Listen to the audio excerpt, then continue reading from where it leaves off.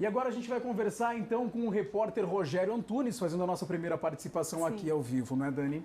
Nós vamos falar sobre a inauguração do Hospital de Retaguarda, que acontece hoje e pretende aí, né, com o principal objetivo de trazer aquele alívio, principalmente com relação à situação dos leitos em Cascavel. E vem numa hora em que a região oeste, que liga o sinal de alerta pela lotação dos hospitais. Por isso, então, vamos ao vivo com o Rogério Antunes, que está ao lado do secretário municipal de saúde, Tiago Stefanello. Olá, boa tarde para vocês.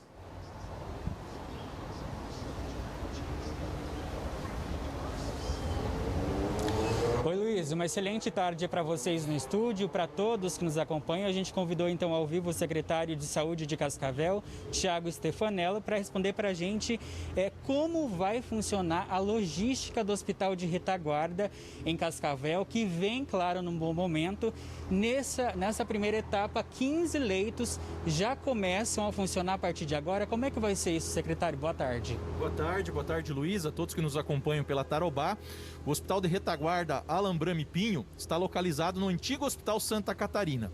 Neste primeiro momento, nós estamos disponibilizando à população de Cascavel 10 leitos de UTI e 5 leitos de enfermaria.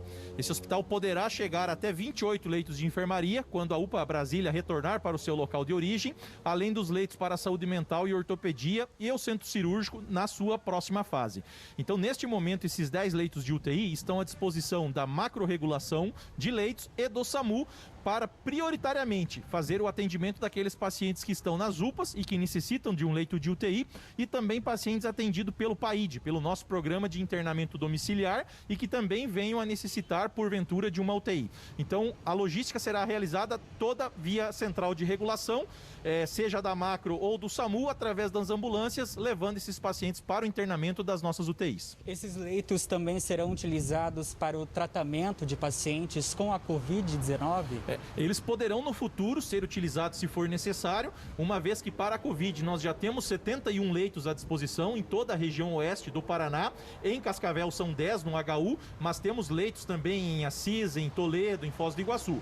Quando esses leitos chegarem numa ocupação de 70%, hoje é de 35% dos leitos Covid do oeste, o Hospital de Retaguarda também passará para o atendimento da Covid-19. Funcionários treinados já começam a atuar a partir de agora. Exato, todos os funcionários já foram contratados, já foram treinados e hoje às 19 horas inicia-se o plantão e o hospital fica aberto então definitivamente com servidores através de uma gestão e operacionalização do CONSAMU. A gente aproveita aqui o momento para tratar com o senhor sobre um outro hospital, o hospital de campanha, que foi montado no Centro de Convenções e Eventos já há bastante tempo, inclusive ainda não foi utilizado.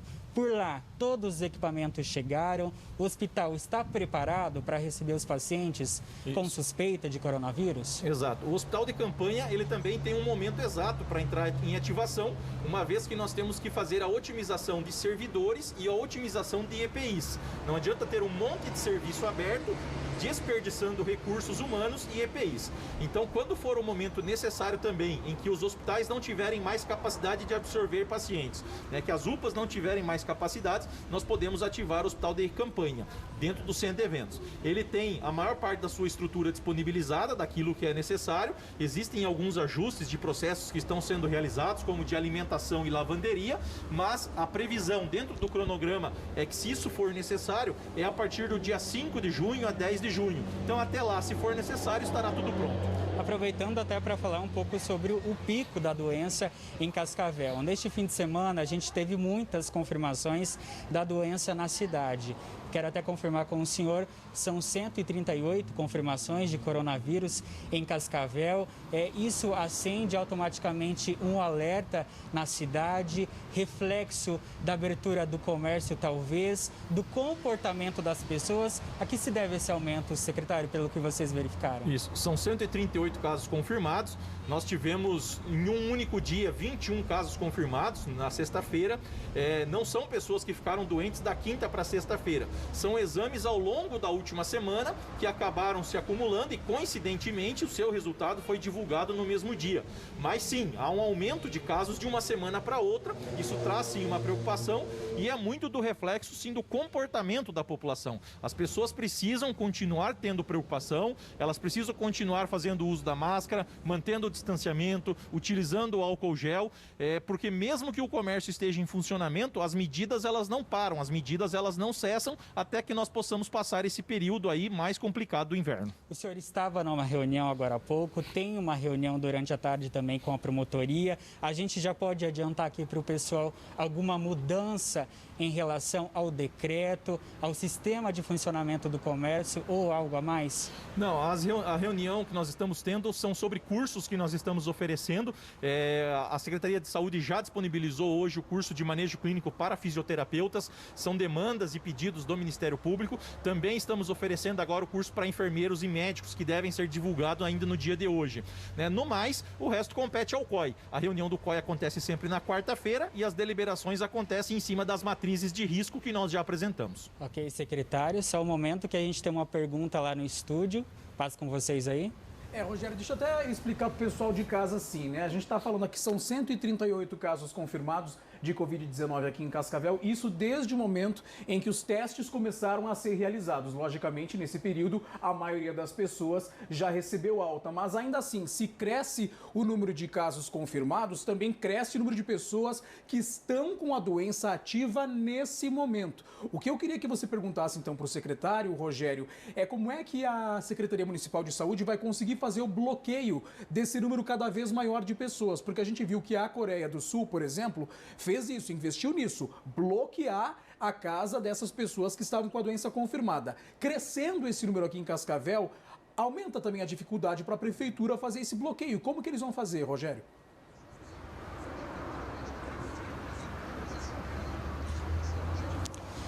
Secretário, a gente tem até um exemplo do crescimento do número de casos em Cascavel. A gente viu pelos números, há uma preocupação com o isolamento dessas pessoas e um sistema de bloqueio. A prefeitura já pensou em algo para manter essas pessoas em casa, para que esse número não volte a se elevar novamente? Como que tem esse controle? Então, esses são um dos indicadores mais eficientes do município de Cascavel.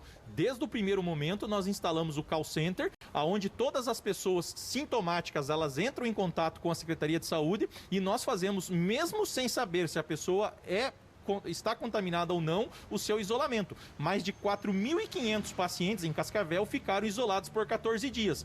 E isso nos dá hoje mais de 90% das pessoas curadas ou recuperadas daquelas que estavam contaminadas. Então, de forma preventiva, nós atuamos muito rápido nesse isolamento. Estamos investindo nos testes, já fizemos 3 compras, os 2 primeiros fornecedores não entregaram o produto, estamos aguardando o terceiro, que confirmou para o dia 20 a entrega dos testes rápidos, e faremos esses testes em massa, se assim os produtos forem entregues. Para isso, secretário, só um momento, a gente tem mais uma pergunta do estúdio. Dani? Tem sim, eu acredito que seja uma pergunta de todo mundo. Com relação hoje, inclusive daqui a pouco a gente vai falar sobre esse assunto, teve a abertura do transporte público, né? Agora todas as pessoas podem utilizar as linhas do transporte público de Cascavel.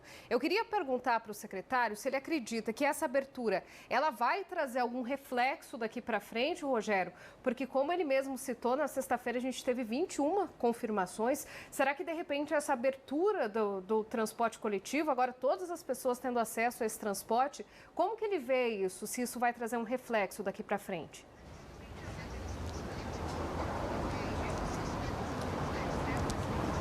Secretário, de que forma o senhor avalia agora essa questão da liberação do transporte público para todas as pessoas que moram no município? De que forma que isso pode preocupar, pode ter o aumento no número de casos por conta dessa mudança no transporte? Isso, nós vamos acompanhar isso ao longo do dia de hoje, né? Nós temos pessoas que estão fazendo esse monitoramento e estão verificando.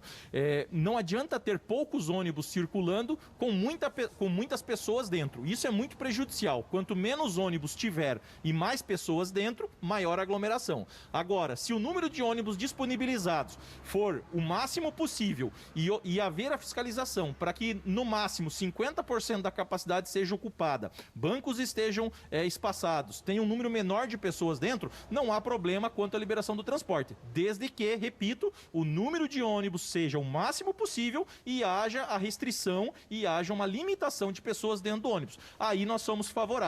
Agora, se os ônibus estiverem abarrotados de gente e lotados de gente, isso sim é um problema para a saúde pública, por isso que vamos avaliar ao longo do dia de hoje. Ok, secretário, eu agradeço a sua participação aqui com a gente ao vivo. Vale reforçar os cuidados à população, todo mundo fazendo a sua parte. É claro que nenhuma mudança drástica pode acontecer e com certeza a gente vai conseguir sair dessa pandemia, todo mundo aí livre dessa doença também, claro, mantendo todos os cuidados e orientações também, né? É isso mesmo. Rogério, muito obrigada pela sua participação. Agradecemos também o secretário Tiago Stefanello. E daqui a pouco,